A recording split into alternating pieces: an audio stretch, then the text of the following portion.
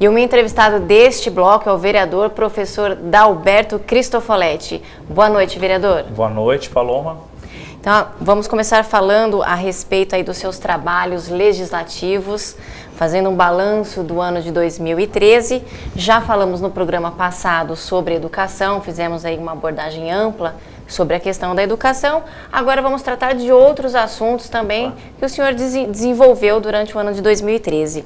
E eu gostaria de começar pela questão das políticas públicas de proteção animal, que também foi outro viés aí que o senhor trabalhou no ano. E eu gostaria então que o senhor falasse sobre todos os encaminhamentos, tudo o que foi feito.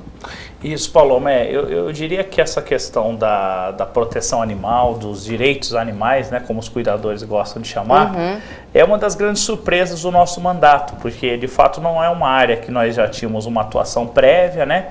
Mas conforme nós entramos lá na Câmara, né, nós recebemos muitas solicitações, né? Muitas solicitações, aprendemos a conhecer a área, as cuidadoras se aproximaram muito da gente, de fato é uma área bastante carente em termos de atuação do poder público. Aí nós passamos a conhecer, passamos a atuar, recebemos muitos pedidos, né? E aí a gente começou a trabalhar nisso, mas dentro sempre da ótica que a gente prefere, que é a ótica de formação de política pública. No caso aí, uma política pública de direito animal. Entendi. Né?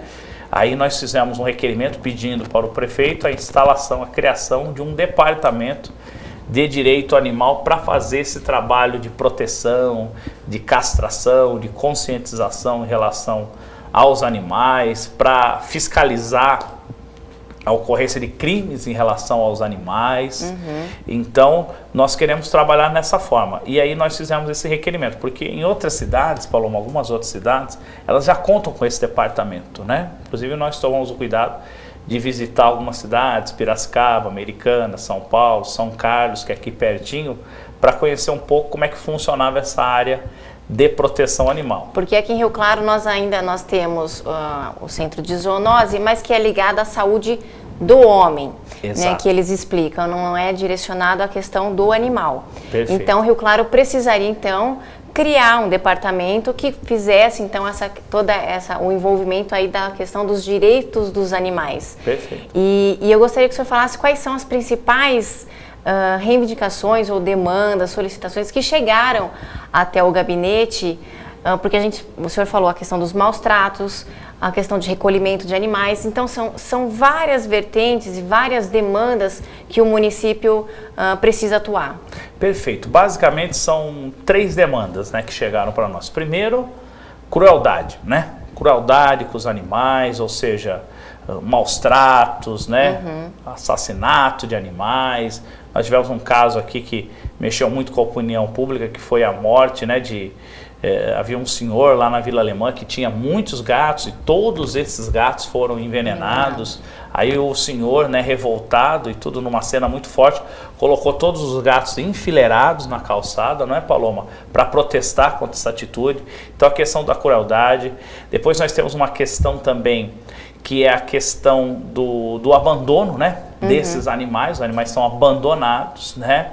Daí a ideia de chipar os animais, né? De colocar chip para identificar o dono, para responsabilizar. Sim. Porque a gente entende que o animal, ele é como um filho, né? Simplesmente você não pode abandonar o filho, também você não pode abandonar o animal, porque ele é um ser vivo, ele tem sentimentos, ele sente dor, né? Ele sente o abandono, ele tem uma sensibilidade muito parecida com a do ser humano. Então ele não pode ser simplesmente abandonado. Então a questão do abandono, a questão dos maus tratos. E uma coisa também que chamou muito nossa atenção, né? A falta de uma política de atendimento dos animais para a população que está mais carente, Paloma. Porque você imagina, uma pessoa que ela pertence à classe média, pertence à classe rica, ela pode ir até o veterinário e pagar e cuidar do animal. Daí eu pergunto para você, e o que não tem? Então nós acompanhamos vários casos nas cidades, sobretudo nos bairros mais carentes periféricos, onde o animal sofria, a família inteira, Paloma, sofria junto, não é? Nós acompanhamos o caso de um animal com a pata quebrada, né, e custava um determinado valor, e aí esse animal fazia a família toda sofrer com isso, né, e foram vários casos. Daí há um pessoal envolvido, ONGs, né, que elas acabam ajudando nessa situação, mas a gente entende que para essas situações precisaria haver pelo menos um ambulatório municipal, né?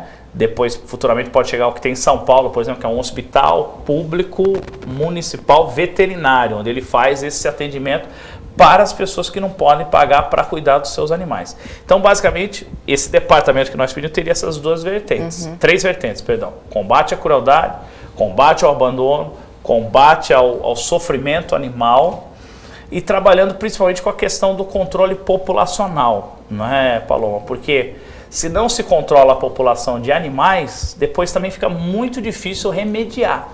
Daí a questão chave da castração. Hoje o município oferece esse serviço. Oferece, hoje já oferece a castração, mas a gente entende que ele precisa ser ampliado. Entendi. Ele precisa ser ampliado. Algumas cidades já trabalham, por exemplo, com castramóvel, com campanhas, né, itinerantes de castração. A gente entende que o município faz, mas ele tem que avançar nesse setor, porque senão a reprodução ela é mais rápida do que a possibilidade de castração. Então, não é? Fica difícil. Então a gente trabalhou muito, gostou muito dessa experiência nessa área, pretende continuar. Admiramos muito o trabalho dos cuidadores, porque eles saem de madrugada cuidar dos cachorros, eles enfrentam bairros às vezes perigosos, criminosos, né? Onde tiver os cachorros machucados, eles vão, né, Paloma? Então, o pessoal que a gente admira muito, respeita muito, no que puder ajudar, a gente vai estar à disposição. Agora, professor Dalberto, a gente participou dessas reuniões e foi falado também muito a questão de desvincular para a área da saúde, para que possa obter recursos para outras secretarias. E essa secretaria seria ou meio ambiente, ou agricultura, enfim, teria que ser analisado melhor. E eu gostaria que o senhor falasse sobre a importância, então, de desvincular da área da saúde essa questão de proteção animal. O que muita gente prefere que ele seja desvinculado da saúde, não que ele não tenha exatamente uma relação com a saúde humana. Ele tem, sobre diversos aspectos, a questão animal em relação à saúde. Ele tem essa relação. Porém, o que se argumenta? Que dentro da área da saúde vai haver uma concorrência muito forte com a saúde humana. Então o recurso ele vai concorrer demais e há uma grande tendência da saúde humana ser atendida, como deve ser mesmo, mas todo o recurso ficar para a saúde humana e nada para a saúde animal, que também é importante. Então, desvinculando da verba direta relacionada à saúde humana, ficaria mais fácil gerir os recursos. Daí a ideia de retirar da Fundação de Saúde este trabalho e passar para uma outra secretaria, que a princípio seria a CEPLADEM. Meio ambiente, perfeitamente. Vereador, agora eu gostaria de tocar sobre um outro assunto que foi pauta também durante as sessões legislativas, um trabalho do senhor, que foi a questão da floresta estadual Edmundo Navarro de Andrade, envolvendo as famílias que moram lá e corriam o risco de serem despejadas. Algumas, eu acredito que até foram, não sei, o senhor pode me informar melhor sobre toda a situação. O que ocorreu lá, o que houve? Infelizmente, né, Paloma, ainda bem que elas quase foram, na verdade, né, quase foram despejadas, mas nós e outros integrantes aqui da sociedade, e o Claro, nós tivemos um movimento contra. O que aconteceu, na verdade, resumidamente, que infelizmente o governo do estado, ele entrou com uma ação de despejo contra estes moradores. São moradores ali, Paloma, tradicionais, né, da área, eles não são invasores da área, eles são moradores tradicionais, eles têm uma relação de décadas com o local, aquele local pertencia, não é, à Companhia Paulista, né, estava ligada ali à fabricação de dormente para os trens. Então quem mora ali são pessoas aposentadas da Companhia Paulista, são seus filhos, seus netos, então eles têm toda uma ligação histórica e tradicional com a área. Não é como alguns quiseram vender a ideia de que eram invasores que precisavam ser retirados do estado porque estavam ameaçando a área. Muito pelo contrário, eles têm mais direito ali por ancestralidade de estar naquela área do que até mesmo o estado, porque a presença do estado ela é mais recente que desses moradores. Então nós achamos um absurdo essa ação do estado. Nós fizemos um movimento político contra isso, fizemos um movimento jurídico também. Agora, é isso que eu ia te perguntar, há um fundamento jurídico para essa ação de despejo? Na nossa opinião, nenhum. Nenhum, porque O Estado em nenhum momento disse por que gostaria da área, né? Porque veja, se você tem famílias morando, você, eu imagino que no mínimo você teria que explicar por que você quer a área, né? E por que essas pessoas têm que sair da área, né? Em nenhum momento ela disse por que queria a área, o que ela iria fazer com o local, ela apenas alegou posse da área. E isso também é um assunto polêmico, já vou dizer um pouquinho sobre isso. Então, em nenhum momento ela alegou o que ela ia fazer com a área, o que é pior, né, Paloma, talvez. Em nenhum momento ela disse para onde iriam essas famílias. Então, houve um momento que a polícia, né, por isso que quase chegou ao despejo, né, como você disse. A polícia chegou até lá e a própria polícia militar foi surpreendida pelo fato do Estado não indicar o local onde elas iriam. Então, a própria polícia, ela se recusou a fazer ação de despejo, porque normalmente o que a polícia faz é recolher os móveis, os bens da pessoa e levar para a área que o próprio Estado indica. Como nem isso o Estado fez, a própria polícia se recusou a fazer ação de despejo. E aí nós entramos com uma ação cautelar, né, junto ao juiz aqui da Fazenda, agora para impedir a remoção dessas famílias, porque a gente não vê sentido nenhum na remoção delas. Inclusive o Estado ele tem problema porque ele também não apresenta titularidade da área, né? Ele não fez uma coisa que chama georreferenciamento, né? Para ele dizer o que é exatamente a área dele ali, né? Ele precisa fazer esse georreferenciamento, que é uma medida oficial do que é a área dele, para depois comprovar que de fato as famílias não estão na área dele, mas ele não fez esse trabalho e ele não tem escritura do local também. Então, na verdade, a gente até brinca com os moradores que há um risco do Estado, na verdade, é ser despejado da área, né? Porque ele não tem escritura, então é uma questão jurídica muito polêmica, Paulo, né? E que o gabinete vai continuar acompanhando. Vai continuar acompanhando, vai continuar lutando. Hoje eles estão lá. Eles estão lá e vão continuar lá, são duas comunidades. Uma comunidade chama Fazendinha, né? Que é a comunidade mais próxima ali da Bela Vista. A outra que é próxima ali do estacionamento do Horto, mais para dentro da floresta, chama a comunidade do Bambuzinho.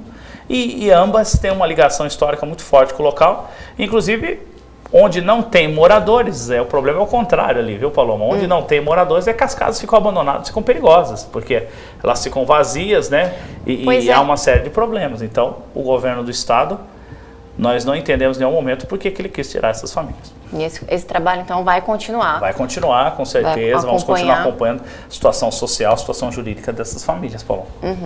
E outro trabalho também é em relação aos comerciantes, os ambulantes, ali do Jardim Público. Isso. Foi falado também da possibilidade deles irem ali para a Rua 1, certo, ali perto da estação, mas me parece que eles não gostavam da ideia, né? Não gostariam de mudar para lá. E eu sei que o senhor fez um meio campo aí, a ponte entre o executivo, e eu gostaria também de quais foram essas discussões, os debates, quais são também as solicitações do pessoal. Perfeito, Paulo. Mesmo antes do mandato, né, antes de nós disputarmos a eleição e conseguimos o mandato agora em 2013, nós já trabalhávamos com esse público, com essas pessoas, né, porque nós entendemos que a prefeitura ela cometeu um equívoco, né, na sua intenção de remover esses trabalhadores do centro da cidade, onde eles estão, né, que é um local arborizado, é um local de movimentação, sim, é um local onde as pessoas fazem o que a gente chama de compra ocasional. Talvez até as pessoas não comprariam, mas como elas estão passando ali, vê o produto e compra. Então, precisa ser ali, né? Não pode ser em outro local, né, afastado dali. Então, o local para eles, eu imagino que é ali mesmo onde eles estão. Então, o primeiro trabalho que nós fizemos com o prefeito do Altimar, e ele acabou nos atendendo, é que não fossem removidos para a Rua 1, né? Porque eles seriam dois problemas. Eles seriam colocados num local que a gente considera insalubre, porque a estrutura ali ela não está pronta ainda para receber pessoas, né? Uma estrutura de lata, metálica, muito quente, muito fria no inverno. Ela é quente no verão, muito fria no inverno, pequena, então ela não tem condições de admitir os trabalhadores ali em condições dignas. Então o primeiro pedido que nós fizemos para o prefeito é que eles não fossem removidos, né? Aí por volta de agosto o governo tomou essa decisão que não haveria mais remoção do centro da cidade para a Rua 1, os ambulantes podem ficar tranquilos, né? E aí o outro pedido nosso que vem em requerimento na sequência é de estruturar o comércio ali. Porque hoje eles estão em barracas improvisadas, barracas que estão em discordância, inclusive estética, com a praça. Então, melhorar a vida deles ali, como foi feito em outras cidades também, né? Estruturar um camelódromo, né? Porque a gente trabalha para que eles consigam um nível, Paloma, de formalização. Eles têm que sair do informal para o formal. Porém, enquanto eles não saem do informal para o formal, faz muito sentido que a informalidade ela tenha uma estrutura mínima, porque são trabalhadores, né? São dignos dessa estrutura e se você não ajuda esses trabalhadores informais, eles podem cair para a marginalidade, que seria a pior situação possível. Sem dúvida. A sugestão, então, é que... estruturar lá onde eles estão. Existem outras cidades que têm já isso e podem servir de modelo. Perfeito. Um exemplo é São Vicente, né, que tem um camelódromo na praça, com estrutura, com água, com luz, né? Estrutura fixa, onde eles podem guardar seus pertences. Porque hoje o que eles fazem, né, Paloma? Eles montam todo dia. Todo dia montam, desmontam, chove. Eles sofrem perda de mercadorias, né? O dia mais quente também eles sofrem com isso. Então, não é uma estrutura nesse momento ainda adequada para os ambulantes. Professor Dalberto, recentemente nós tivemos a visita do ministro da Saúde aqui em Rio Claro, Alexandre Padilha. E uma das pautas abordada até durante as sessões legislativas pelo senhor foi a questão do programa Mais Médicos. Por diversas vezes o senhor, né, externou a sua opinião e eu gostaria também que o senhor retornasse a esse assunto e falasse para a população de Rio Claro a sua opinião sobre esse programa Mais Médicos. Eu vejo com muita alegria o programa federal Mais Médicos, é um programa tardio, né? Quer dizer, já devia ter sido implantado, é tardio, mas é muito importante, né? Eu acho que foi um acerto do governo federal. Você sabe, né, Paloma, você acompanha isso, que as finanças municipais, elas estão exauridas, né, porque o município tem que fazer muitas coisas, né, a carga em cima do município é muito forte, então ele precisa de ajuda externa, que é o Estado e a União, o governo federal. E se o governo federal se propõe a enviar médicos, não é, custeados por ele, pelo governo federal, para as áreas que precisam, o Rio Claro é uma dessas áreas, a gente fica muito feliz. E só tem que aprovar e pedir, né? Pedir que esse Mais Médicos tenha como foco também a cidade de Rio Claro. O programa Mais Médicos não envolve só o envio de médicos, envolve também a formação de médicos, né? Tá sendo investido muito recurso também na criação de universidades de medicina para sanar uma carência histórica, né, Paloma? Que a relação médico-habitante no Brasil, ela é, em muitos lugares, menor do que o recomendado pela ONU. Sobretudo na saúde pública. Entende? Às vezes você até tem uma média condizente com a ONU, mas você está contando os médicos da rede particular na relação médico-habitante, que mascara o problema que é o que a maior parte da população precisa do médico público. Então, se o governo se propõe a enviar para as cidades o médico público, o programa Mais Médicos, a gente apoiou. Então, nosso requerimento foi no sentido de pedir para apressar esse processo, o envio desses médicos. Outra coisa interessante é porque são médicos muitas vezes estrangeiros, sobretudo cubanos, que eles vão trazer um outro tipo de experiência médica, né? Uma experiência às vezes mais humanizada, mais interessante, mesmo para ter uma diversidade maior de concepção de medicina, né? Acho que isso é muito importante para o país. Porque a vinda dos médicos, no início do programa, né, quando o governo federal lançou, causou muita polêmica, a questão de serem estrangeiros, vai tirar emprego do médico brasileiro, não vai. Então, assim, é muito maior do que isso. Claro. Na sua avaliação, a vinda de médicos para Rio Claro, e no ano de 2013, que foi um ano também da reivindicação da área da saúde, no senhor é importante. E também outra novidade que eu gostaria que o senhor falasse é a possibilidade de Rio Claro ter uma faculdade de medicina. Eu gostaria também, o senhor como professor, como vê essa questão da gente poder ter aí uma faculdade de medicina. Isso essa reação que houve inicial, eu imagino que foi porque o programa era novo, né?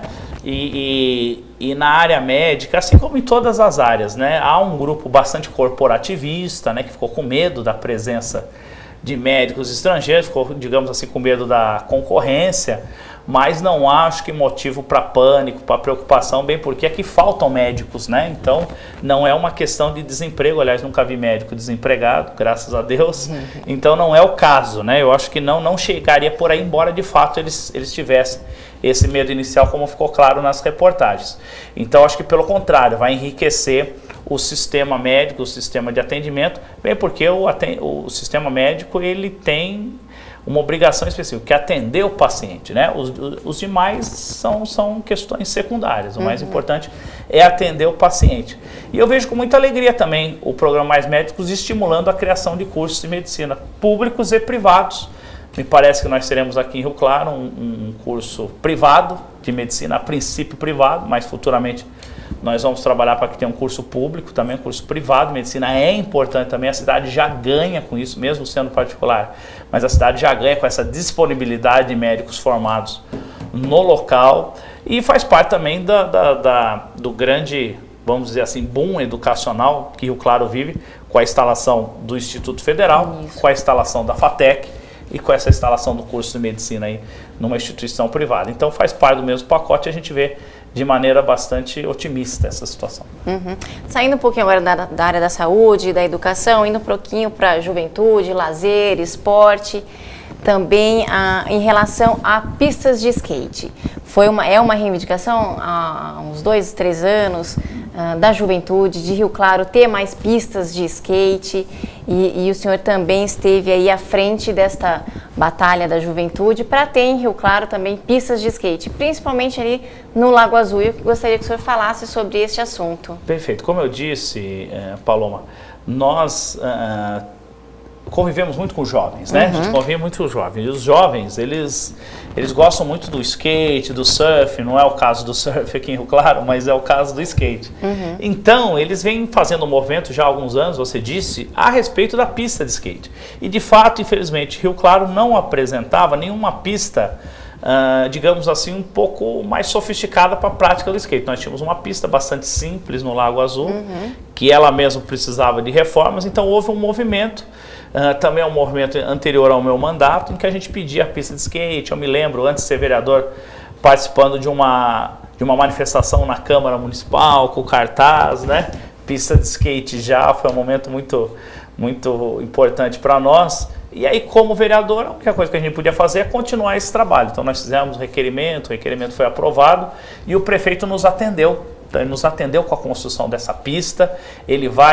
Já está sendo feito nessa obra no Lago Azul. Vai ser, inclusive, incrementado aquela estrutura que tinha no Lago Azul, vai ser melhorada. E está prevista mais uma pista de skate também lá na região do Mãe Preta e uma aqui na Avenida 7, né? A obra nova da Avenida 7, ela também prevê a construção de uma pista de skate. Então, se tudo der certo, nós teremos futuramente aqui em Rio Claro 3 pistas de skate, quando na verdade nós não tínhamos, digamos assim, nem meia, né? Porque ela estava com muitos problemas lá, a pista de skate. Vereador, antes de encerrar a nossa entrevista, gostaria que o senhor falasse também de um projeto de sua autoria que tem como objetivo essa aproximação com a população, que é a Câmara nos bairros. Eu gostaria que o senhor falasse se há aí uma expectativa de que esse projeto seja colocado em prática, se a Câmara Municipal consegue chegar mais próxima à população mais carente ou aos bairros mais distantes. Eu gostaria que o senhor falasse a respeito dessa propositura. Foi também um momento importante, acho que do mandato. Logo no começo do mandato nós aprovamos esse projeto, né? Que é o projeto chamado Câmara nos Bairros, que permite que as sessões e as atividades legislativas, Paloma, elas aconteçam fora do espaço do Paço Municipal, onde está instalada a Câmara. Então, hoje existe um instrumento jurídico, existe essa lei que permite que nós possamos fazer esta Câmara em vários bairros, né? Este ano nós ainda não conseguimos começar essas atividades, porque foi um ano muito cheio em termos legislativos, nós tivemos que acertar muitas leis da cidade, por exemplo, as leis complementares do plano diretor, a cidade estava praticamente sem lei nesse sentido, então a gente teve muito trabalho nesse sentido. Mas a gente pretende, a partir do ano que vem, começar essas atividades da Câmara nos bairros, começar a atender os bairros diretamente, porque esse contato com a população direto é o que vai, não é, nos colocando a par de todos os problemas que a cidade tem. Claro que a gente não tem solução mágica para tudo, mas a gente entende que ouvindo a comunidade, estando em contato direto, a gente consegue criar uma sinergia melhor para resolver mais rapidamente esses projetos. A ideia é um contato direto com a população. Vereador, eu gostaria então que o senhor deixasse uma sua mensagem para esse ano de 2014 que está começando e falasse sobre a sua expectativa, o que a população pode esperar do vereador. Olha, desejar então um Feliz Natal, um bom Ano Novo para todos, e a expectativa é a gente continuar trabalhando bastante. Nós gostamos muito da política, gostamos muito desse primeiro ano de mandato. A política é uma paixão, né? Ela tem que ser assim, e esperamos continuar trabalhando bastante. Nosso gabinete continua à disposição, queremos vocês visitando a Câmara, participando também das sessões, assistindo às sessões, porque sempre ficamos muito felizes, né, quando o plenário da Câmara está lotado e as pessoas acompanham nossas atividades. Então, um grande abraço a todos e esperamos vocês lá na Câmara em 2014 também.